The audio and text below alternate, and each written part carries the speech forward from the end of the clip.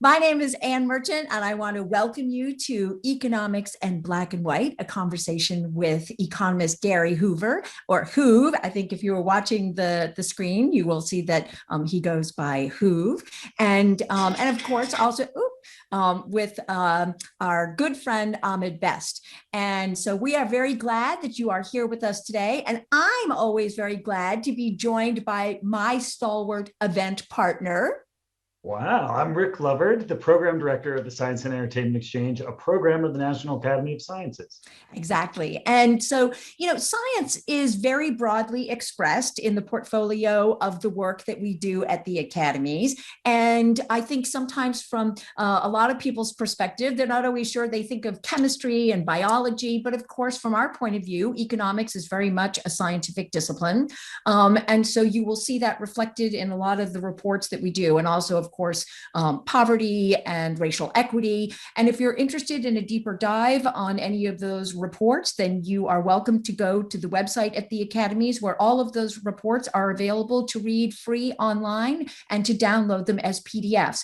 But we know that those kinds of deeper dives are not for everybody, and that the talks we do here on our virtual stage are just what you need. And that's also, of course, why the Science and Entertainment Exchange exists. That's right.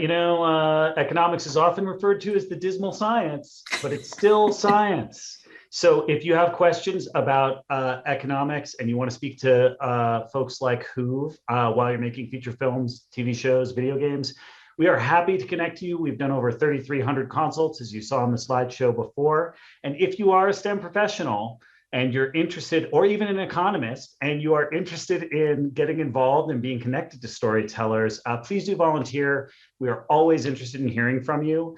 It's my sworn duty to thank our sponsor for today's show, that is Howard Hughes Medical Institute. We also received major funding from the Alfred P. Sloan Foundation, and so many individual donors, like many of you who gave today. Thank you so much. If you gave at the $100 level, we will absolutely be sending you a challenge coin, which I forgot to have in my hand today. And you will have access to some of our VIP engagements online and in reality pretty soon. So for today's event structure, Ahmed and Hoove will be on shortly. Hoove's going to be speaking first, then Ahmed's going to come in. If you have a question at any time, please feel free to put it in the Q&A box, which is either at the bottom or at the top of your screen, depending on what platform you're on. And I will be fielding those questions and behind the scenes feeding them to Ahmed. So if we don't get to your question, we are very sorry. It is my fault, not Ahmed's fault. It's because I didn't send it to him clearly. I want to thank Ameche, Courtney, Sachi, and Jeff for helping behind the scenes today. And now we're going to go directly into our rabbit holes. So my rabbit hole, the thing that got me that I went down a rabbit hole while I was researching this event was a data visualization by the Washington Post about racial segregation in cities in the United States. It's pretty fascinating and also completely depressing if you would like to take a look. Yeah, and my rabbit hole is maybe equally depressing. I don't know, but I was listening to the latest season of the Serial podcast, and it's called Nice White Parents, and it depicts the really interesting but long and sad story of racial segregation in the New York City school system, a problem which persists today and has not really been solved. So I highly recommend it. It was really interesting. And I'm also going to use a little bit of my rabbit hole time to say that our colleagues at LabX, another outreach program at the National Academy of Sciences, would like to extend an invitation to all of the scientists out in our audience to participate in something that they're doing on Instagram called Scientist Show and Tell. And so, for example, NAS president, Marcia McNutt, her show and tell, this is for a prized non-work related object. And she has a coin that she had turned into a necklace that belonged to her grandfather that stopped a bullet during the Second World War, so that he could be her grandfather and not die. And then we had another scientist who showed us the pointer that they used in their classroom that was made from a bull penis. So from the sublime to the ridiculous. But if you have a favorite object, please email LabX at nas.edu. So that's my pitch for LabX. And that email address is also in the feed here, so you can pull that if you need it. Excellent. And so we now would like to turn to a little showing and telling of our own. And we got to know Hoover when he was part of the Nobel Prize Summit, which was produced by the National Academy of Sciences. And he appeared as one of our main stage speakers with Ahmed, actually. So we decided that we needed to reprise that great partnership and bring them onto our own stage, because not only did they have a great conversation when they appeared on that stage, but, you know, Hoover's work is just so interesting. And Ahmed, as always, is an incredibly curious person and had more questions than he could ask during the period of time that he was allowed to talk with Hoover. So we would like to ask Hoover to join us on stage and to hand the microphone to him. Hello. I hope everyone can hear me. And I'm only going to take a couple of minutes to try and set things up. So I grew up in the inner city of Milwaukee, Wisconsin. And my mother was the hardest working person that I had ever met. Sometimes she'd have 2, sometimes as many as 3 jobs. And her constant refrain to me was that if you just work hard, you're going to get ahead in life, and we're going to get ahead in life. But that never actually was true. My mother was working as hard as any person I'd ever seen, but we never had anything. We were always struggling. And that led me to this field of study, which I do now in economics, which is looking at income inequality. When I got my PhD and I first started down this field, what I would look at was this thing that people would talk about all the time, where they would say, a rising tide lifts all boats. And if you want to end poverty, all you have to do is grow the economy fast enough. If we just were to grow GDP, a measure of economic activity, if we just grew that fast enough, we'd eliminate poverty. And that's where my work centered at first. I would look at growth of the economy and the reductions in poverty. There was modest. And then I would look at these things called super growth, when the economy was actually overheated, which was supposed to have resulted in super reductions in poverty. Never happened. What we ended up doing was skimming off the top. Those people close to the poverty line would be lifted above, but not all. Invariably, the question would come up and people would say to me, well, Hoover, if it's the case that all of this super growth, this super economic activity isn't going to the poor, where is it going? And that's how I ended up doing the type of work I do now, where I would say, well, if it's not going to the poor, it must be going somewhere up and down the income ladder or the wealth ladder. And so that's the type of work I do, where you give me a policy and you say, hey, you know what, this policy is going to be good for all of us. And then what I'm going to do is I'm going to say, well, let's examine that and see how much of the cost or the benefits went to the middle, to the top, to the bottom, right? Whether you're talking about education policy, whether you're talking about health policies, whether you're talking about environmental policies, I want to look up and down that distribution. But one of the things that kept popping out was this idea of not just looking vertically up and down the income distribution, but why don't I start looking horizontally? Why don't I start looking at the cost and benefits of policy across racial lines, right? Why don't I start looking across the costs and benefits across gender lines, across other lines? And I've come up with some fairly interesting conclusions over the 2 decades I've been doing this type of work. And so I just wanted to set things up that I didn't start here but this was the logical conclusion that anybody would come to. If you start looking at disparities in income or wealth, you're going to eventually start looking at these along racial lines, because the average of the income distribution in the United States would be equivalent, that if you looked at the average for Blacks, that would be about 32% of that same distribution for whites. And with that, I'm going to finish my brief introduction just to let you know who I am, how I ended up where I am as a social scientist. I'm not a natural scientist. I don't put people into labs and experiment on them. Although I did do an experiment, which me and Ahmed will talk about. So come on and join me, Ahmed, and let us begin. Hey, how are you? Hello, everybody out there watching. My name is Ahmed Best. Thank you for having me once again, Nason, Science Entertainment Exchange, and Rick. They knew that I was a big Who fan ever since we did the Nobel Summit. And like Ann said, I had so many more things to talk about. So it is really an honor for me to be here, to be able to talk about something that I am intensely interested in and talk about and do a lot of research on for myself.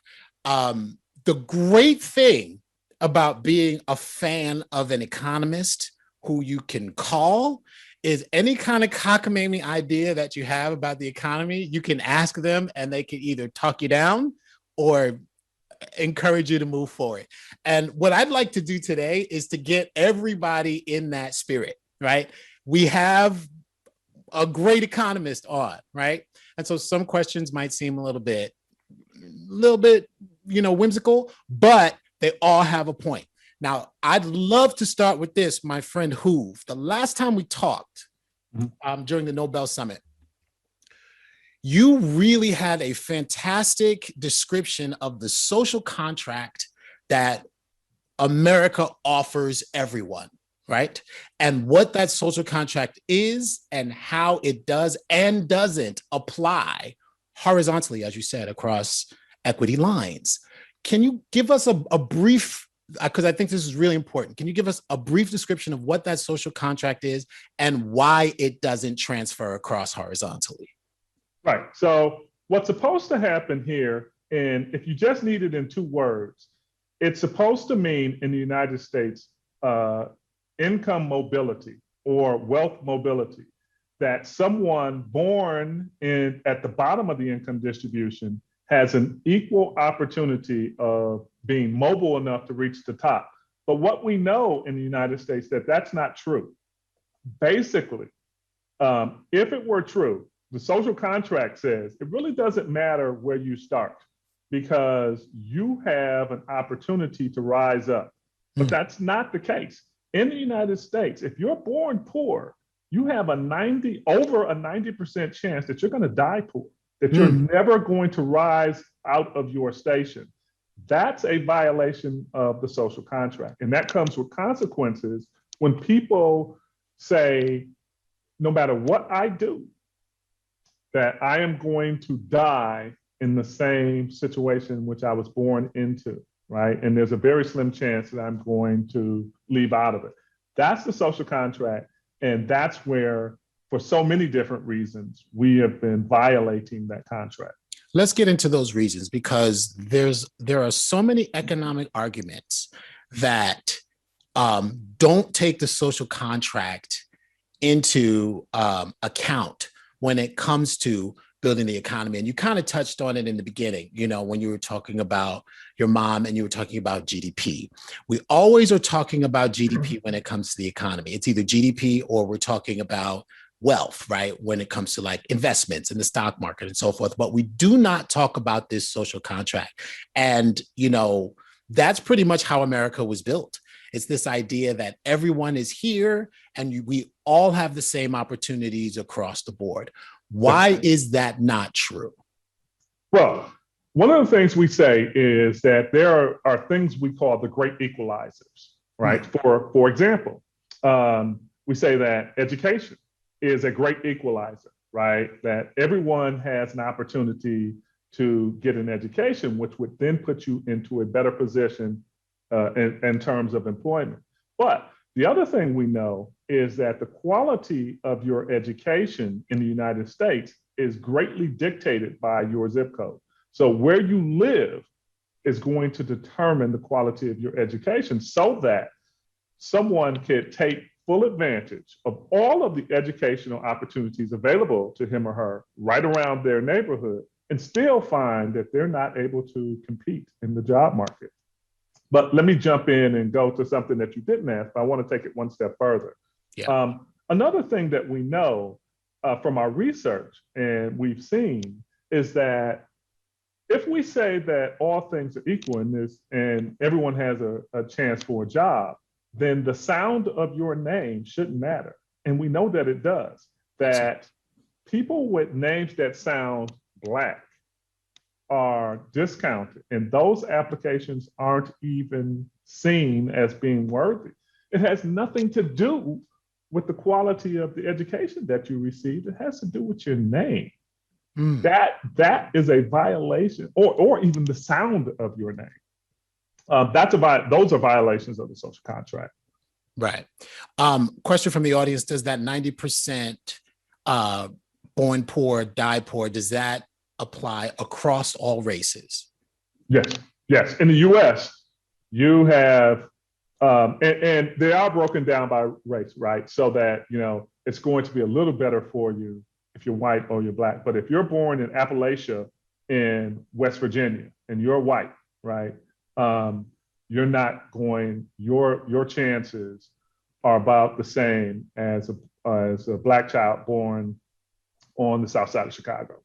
Right. So there are some variants, but if we talk about the U.S. as being the land of opportunity and everyone has a chance to rise up by their own bootstraps, that's a fallacy. Okay, so let's dive right in. You're Black, I'm Black. These are very important issues to us because we face it every day, right? Right. However, there are people out there who are not Black, who do not believe that this data that you've researched through your career have very much validity. So can you explain how these racial disparities show up in the economy?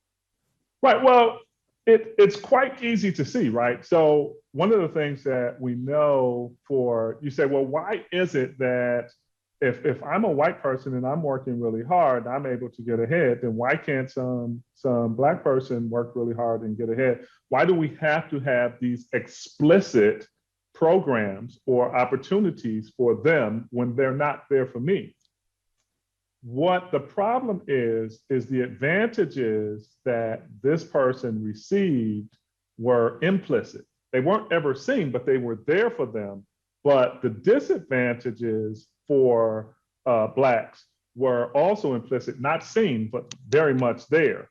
That's what our data is showing. So to counteract those implicit deficits, which were not seen, but very much there, we have to take programs into account that explicitly explain that there are disparities going on. And I can understand, and my research shows that people say, look, I worked really, really hard. And that's true, right? So, but don't ever take the social out of society.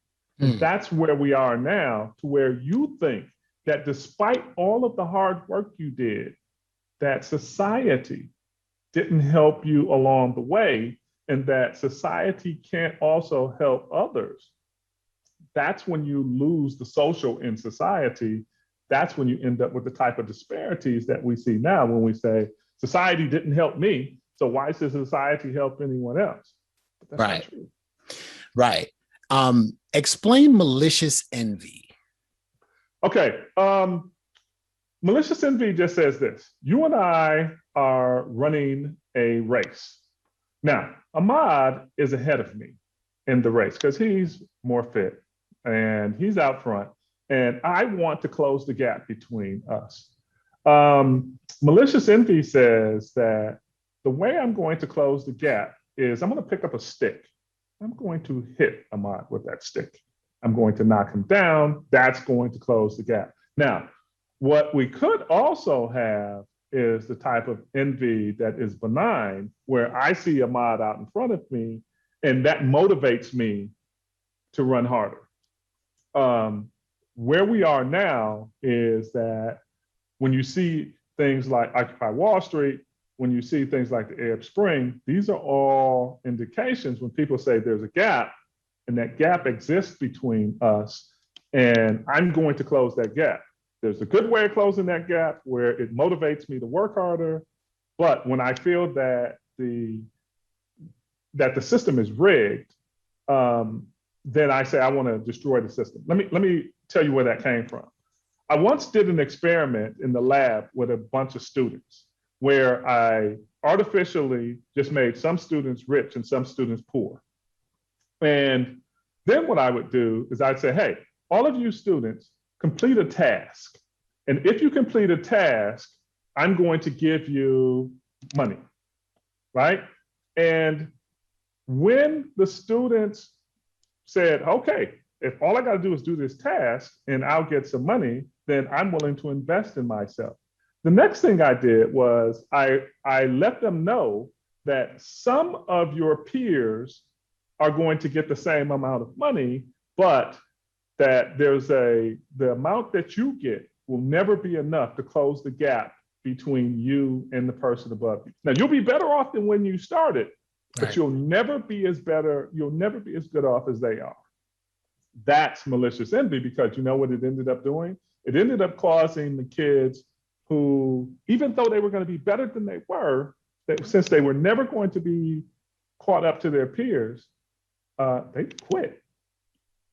They quit. They said, I won't engage in this. This is a rigged system. Right. That's how malicious envy shows itself. So, I'm thinking of that in kind of the terms of when some folks say, Ahmed, you've done great. You started out with nothing from the South Bronx and you've pulled yourself up. How is it possible that everybody isn't like you?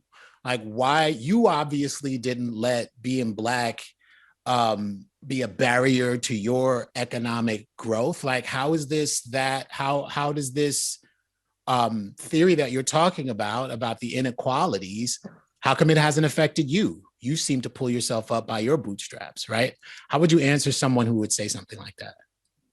Because what we would say is that Ahmed, given the data, is an outlier, right? So, or if I were to be more technical, I would say that there's a distribution, right? And so given that there's a distribution, not everyone who is Black is going to face the exact same obstacles. And Ahmed, Hoover were ones who in the distribution were one of the few, given my research, who have been successful. We are the exception, not the norm, right? The norm is, so there's always going to be a distribution of efforts, right? Or outcomes. And you and I are just what we would call on the right tail of the distribution. So those scientists out there, they can get their geek on with that. They'll understand what that means. Everybody else is like, no more stats terms. Okay, that's it. So how can we get this idea of the social contract inside the economic discussion and not something that is separated from the economic discussion? What the problem is that people don't understand that these disparities actually hurt all of us. It's clear and obvious how it hurts Black people, right? This disparity in income or wealth or whatever measure you want to use between Blacks and whites. But it also hurts, very much so, whites.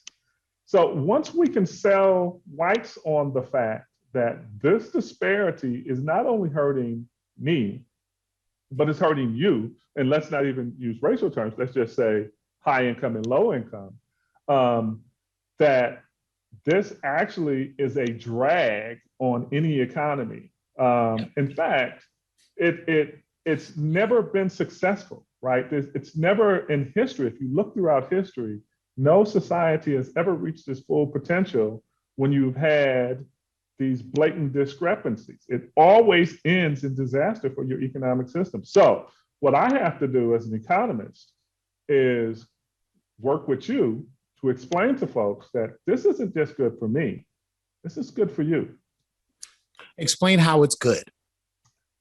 We know that, let's say that you're someone and you have an amount of wealth, right? And for instance, you make washing machines. I'm just throwing it out there, right? Then the best thing for you is to enable me to have an income level to where I can buy you a washing machine, right? You don't want there to be so many poor people that they can't buy the product that you're selling, right? That's going to make you better off.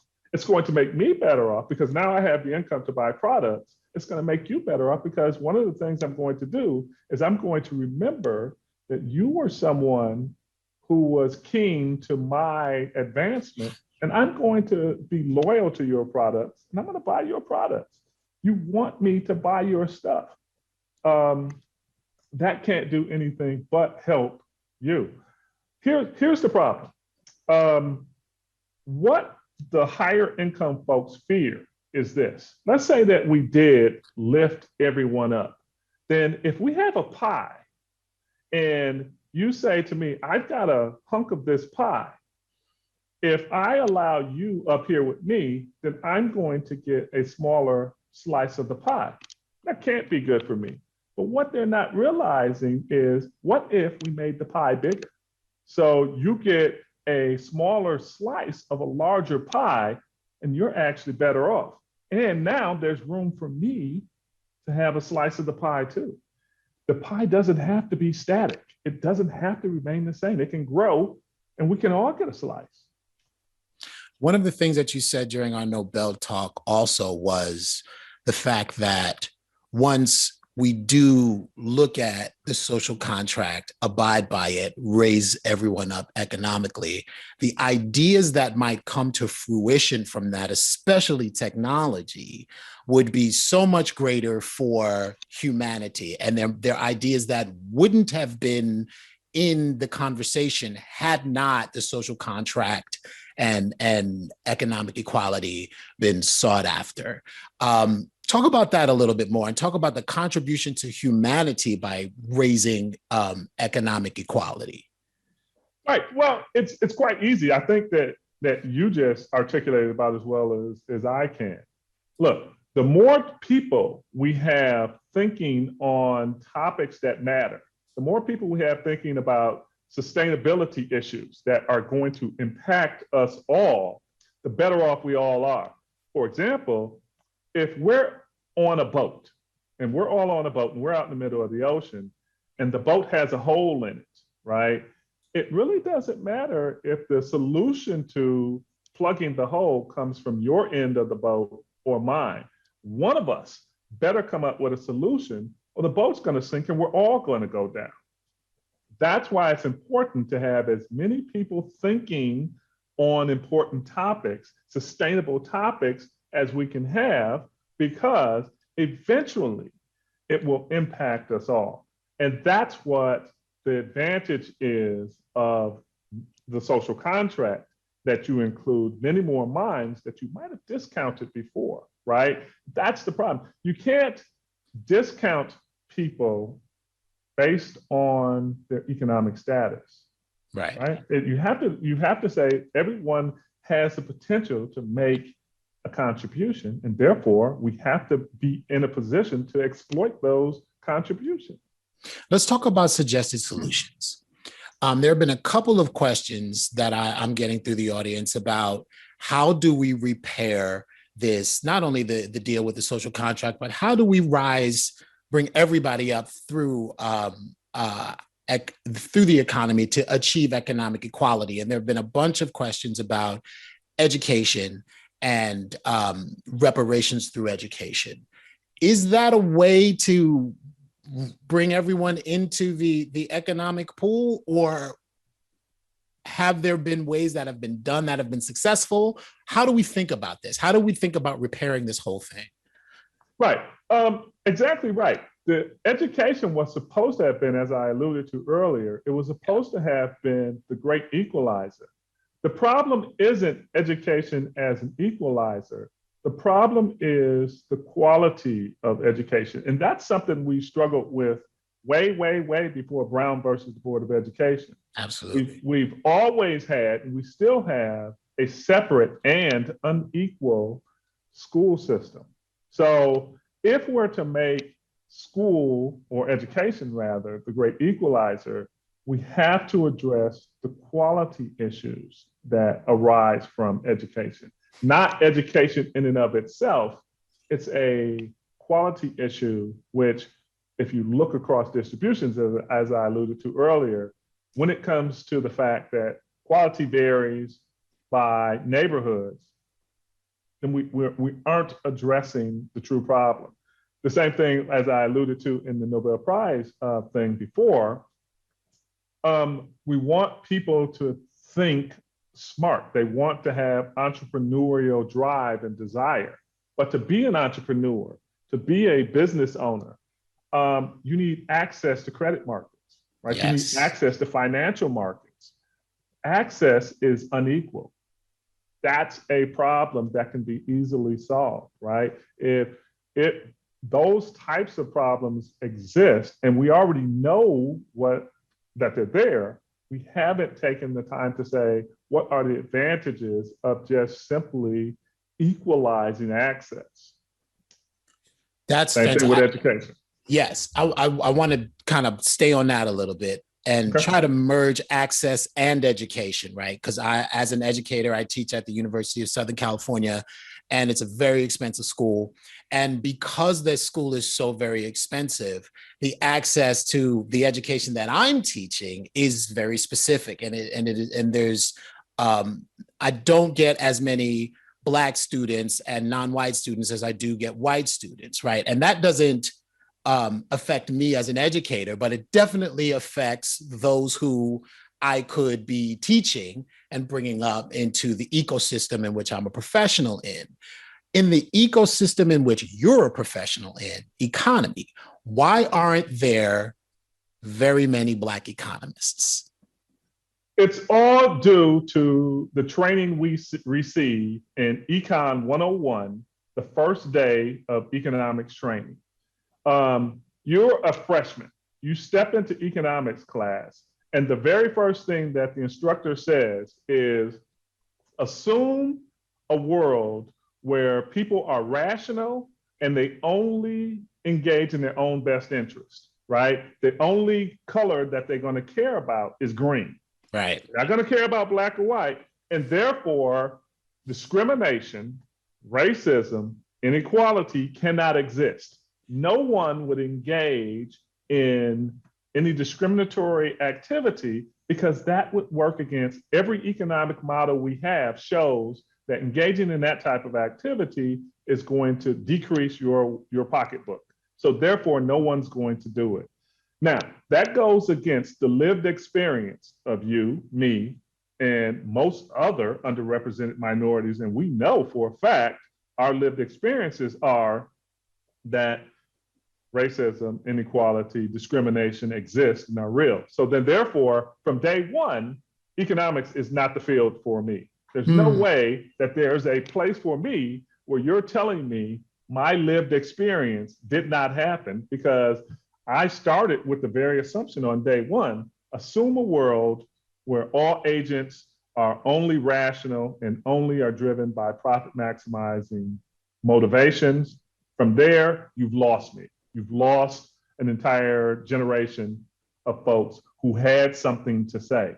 You know, had that been the case, then you wouldn't have had me here now coming up with solutions. So clearly, by embracing this, you can add to the discussion. Gary Hoover came along, and Gary Hoover has added to the discussion. Just think what would have happened had you discouraged me away and I had gone to another field.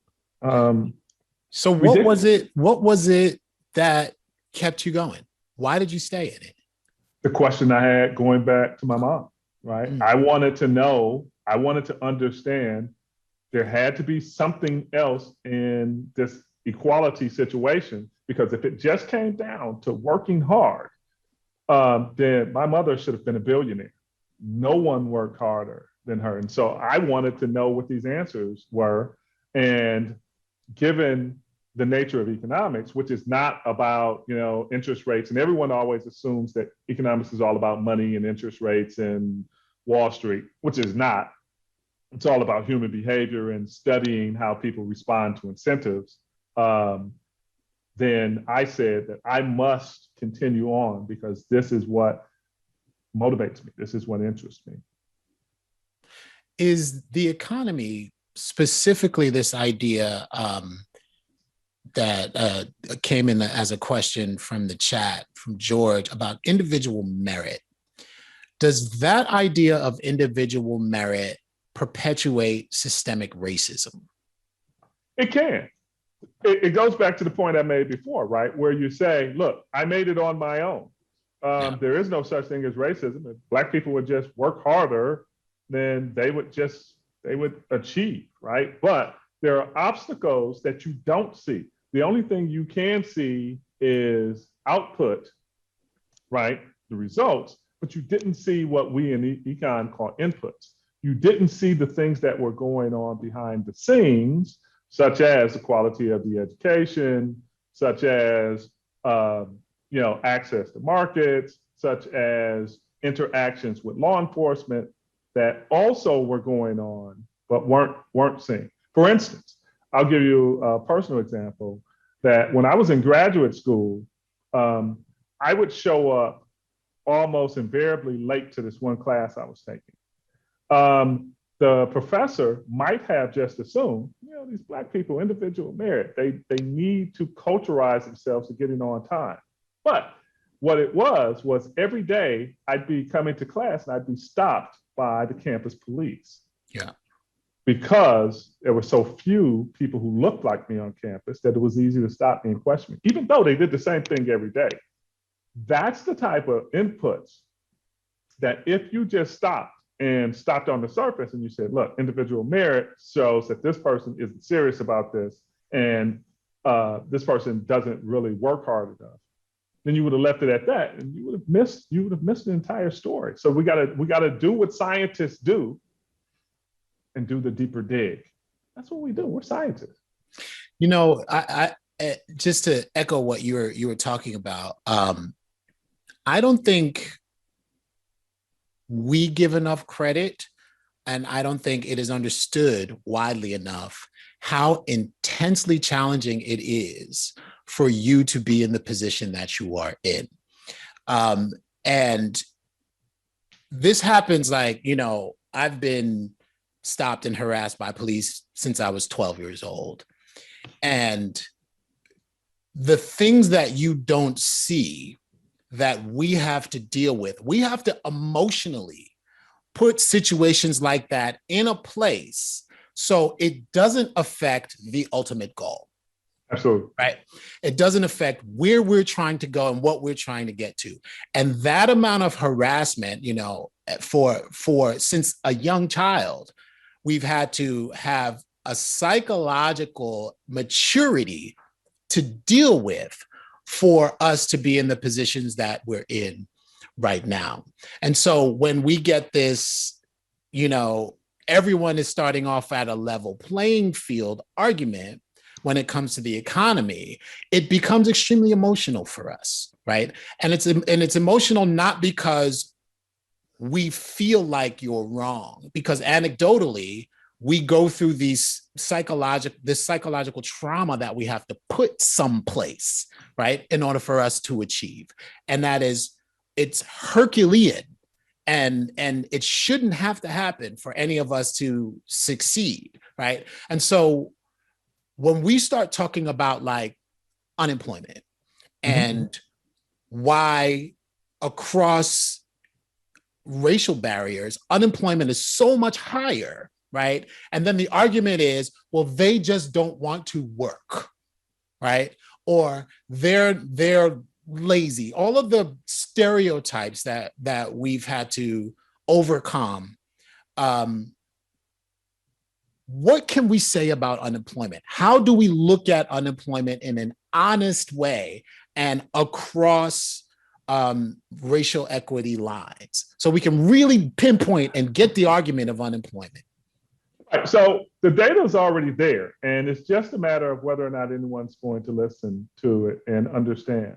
One of the things that we know that happens here, if you look at the lower end of the wage distribution, not high-end jobs, but the lower part of the jobs, a white person recently released from prison gets more callbacks for interviews than a Black person with no prison record, right? So that in of itself leads to some types of unemployments that you say, well, look, if it's the case that just because of the sound of my name, I cannot be employed, or the fact that someone with a recently released prison, this is what our data shows us, then that's the start. Now, what also happens for us is that what you've got to take into account also is the criminal justice system. Mm-hmm. In that, let's say that you pay your debt to society, right? You keep paying when you're Black, because that prison record goes with you. It's not like now, as a convicted felon, right? You've paid your debt, it doesn't come off of your record. For the rest of your working life, that is going to perpetuate where you're going to be employed, if you're going to be employed at all, and to what extent you're going to be able to make a living wage. These things don't happen in a vacuum, and they have long-run consequences. Now, this is a really great question from Judy in the audience. She says, do you believe systems designed within the context of colonialism to defeat poverty, like Head Start, can actually work, or will they need to be dismantled and redesigned in order to achieve their intended purpose? I think that's a really good question, especially when we're talking about, like, here we are trying to put a Band-Aid on a bullet wound. Is it worth it, or do we need a reboot of the entire system?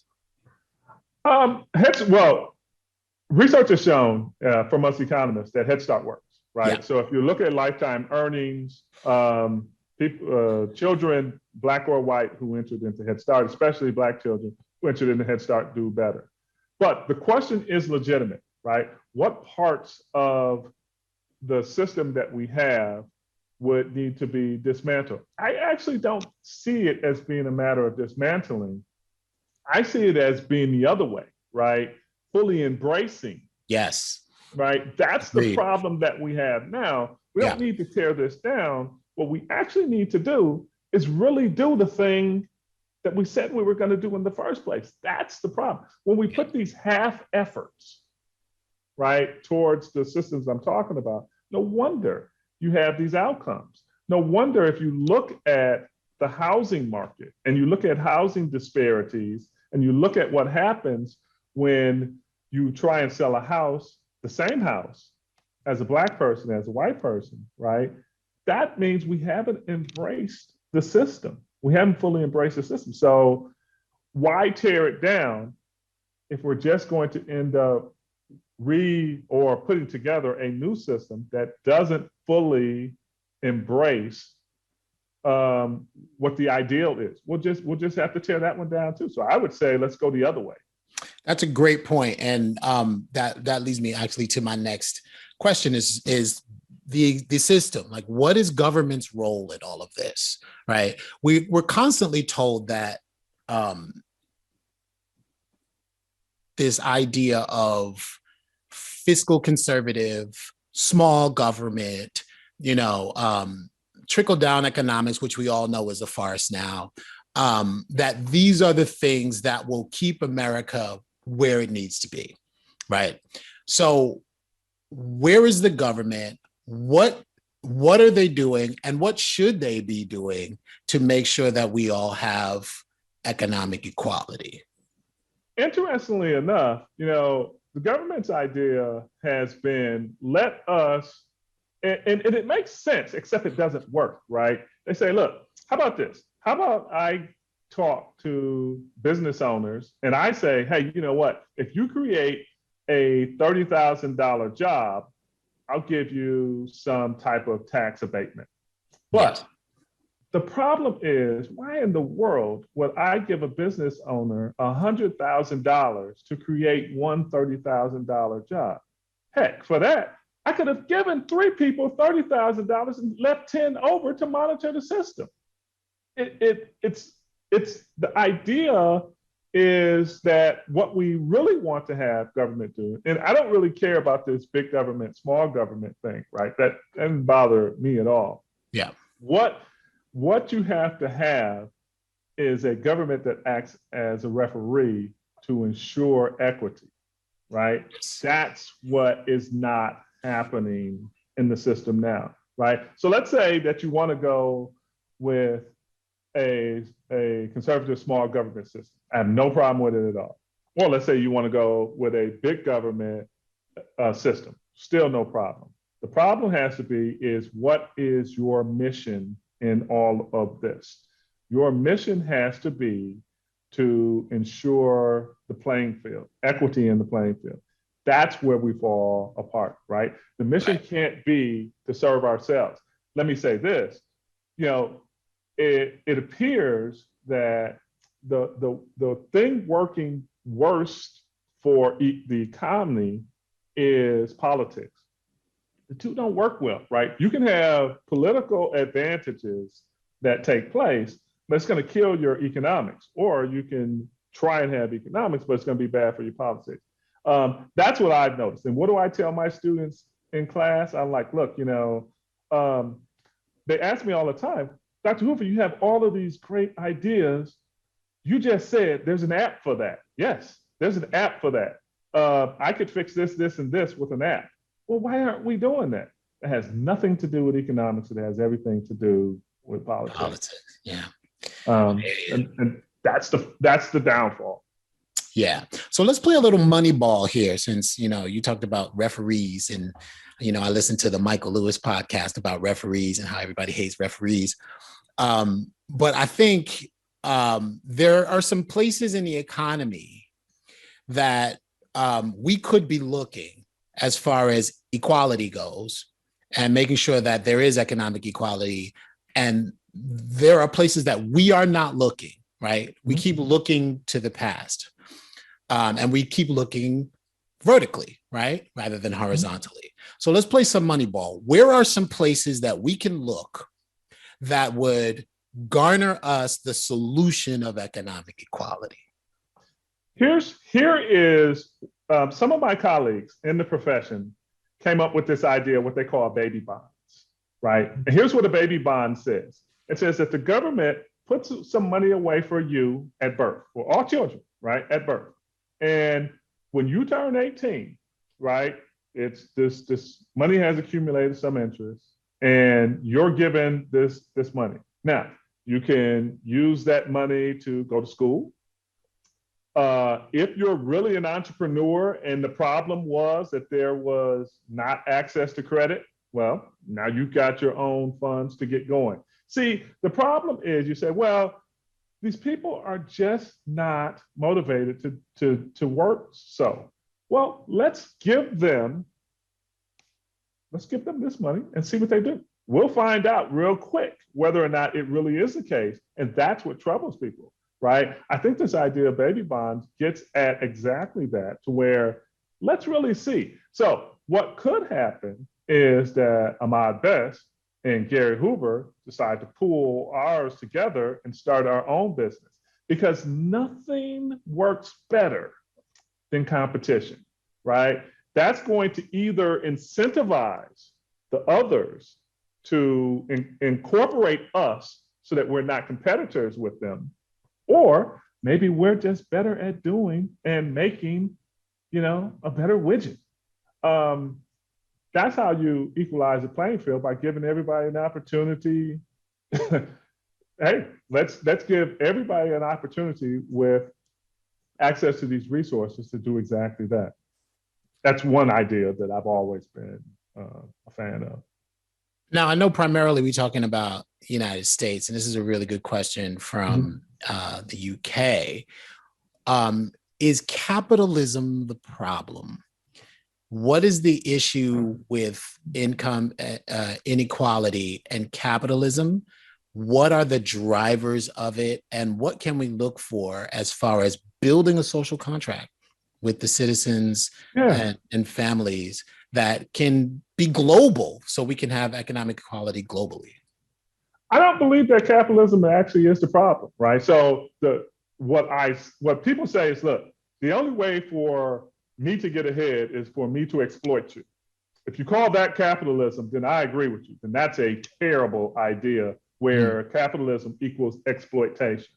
However, if capitalism in this bastardized form that we've seen it, I would say, yes, this is a bad system to run, right? Where the only way I can gain is at your loss. What I think we should do is, once again, not run away from it, but fully embrace it to where your gain is my gain.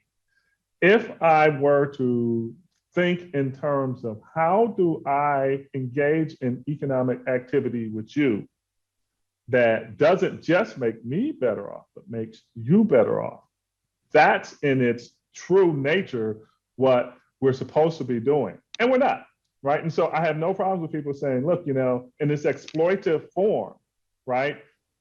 This thing we're calling capitalism is horrible. But I would argue that this thing we're seeing is not capitalism. This is some mutated form of colonialism and exploitation that came out of, some evil genius's mind. I don't know where this thing came from. Give us some tenets for the social contract.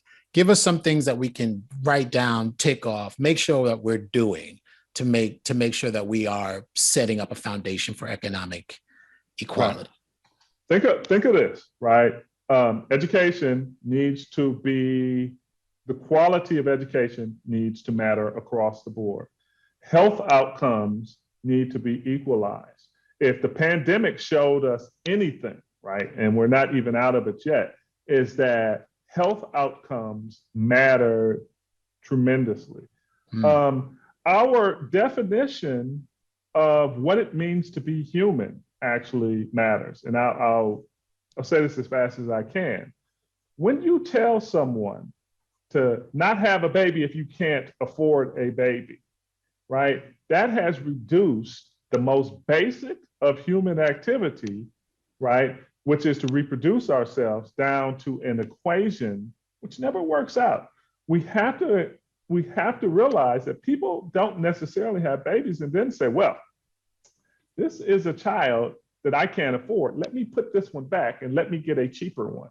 That's not how human nature works. That's not how life works, right? So therefore, we have to be holistic and we have to be humanistic when we think about our peers in the economy.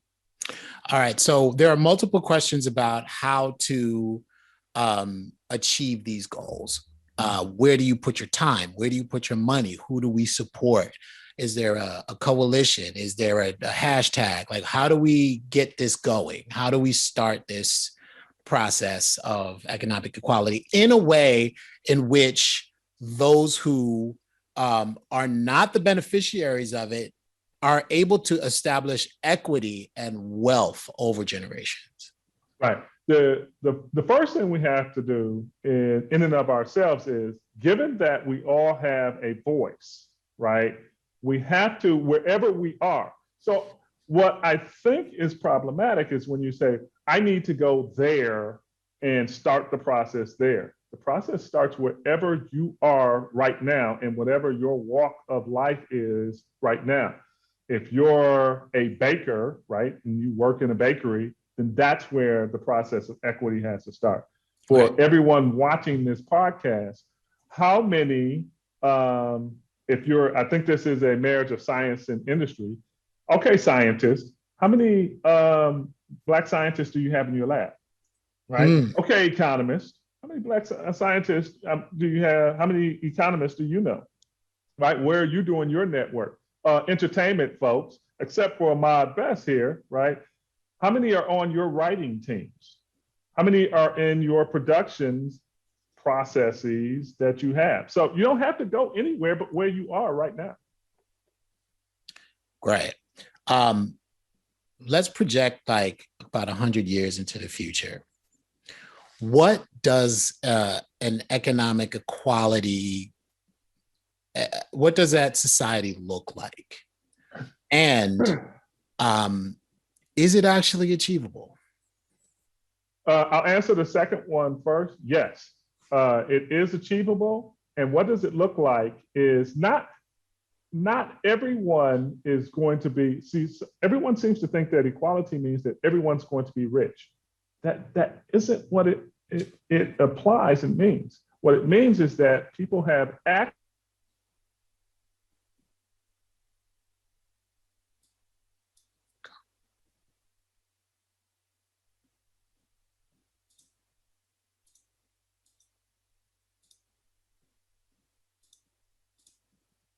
that if you're born poor, you're going to die poor, right? Let's drop that. Let's flip that the other way.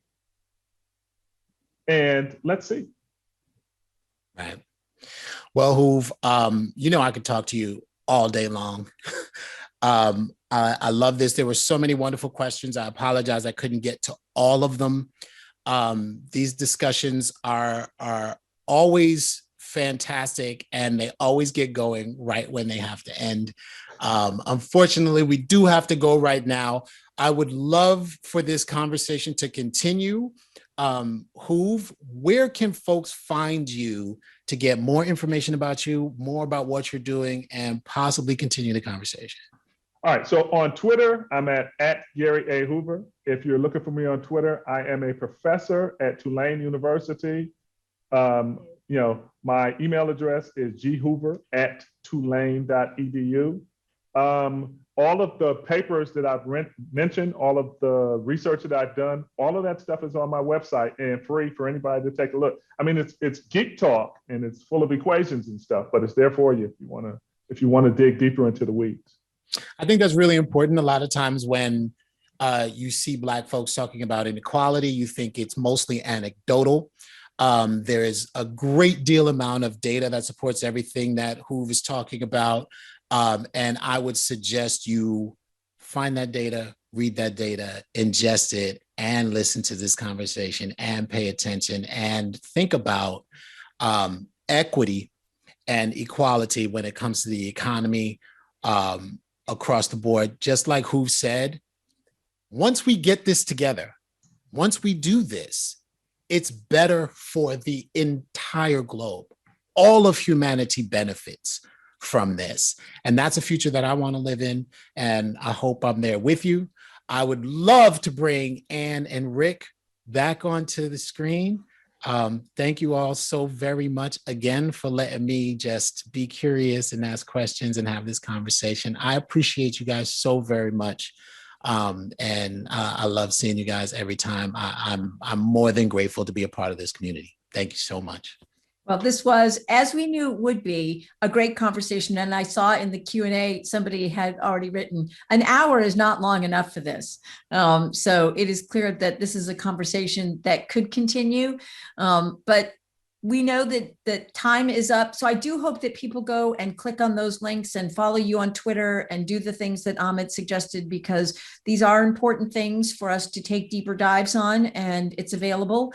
But remember, these are also the things that we hope show up in stories and in the characters that are appearing in film and television. And 1-844-NEED-SCI. And we have size, including Hoove. So call us if you have more questions from that point of view as a storyteller. Hoove and Ahmed, in Hollywood, we're all about the sequel, right? So we'll get this band back together sometime soon, hopefully. And we can I'm actually, my background there are trilogies. So There you Let's go. make sure we have the trilogy going. There you go. And please come back next week when we have Adriana Galvan with us, who is a neuroscientist who looks specifically at the period of time of adolescence. So we'll have a really interesting conversation with film and television director, John Amiel, who will be in conversation with Adriana. So we'll get that invitation out to you and come back next week. Rick and I will be back, and we hope you will be as well. So until next Wednesday, we'll see you later. See you later, everybody.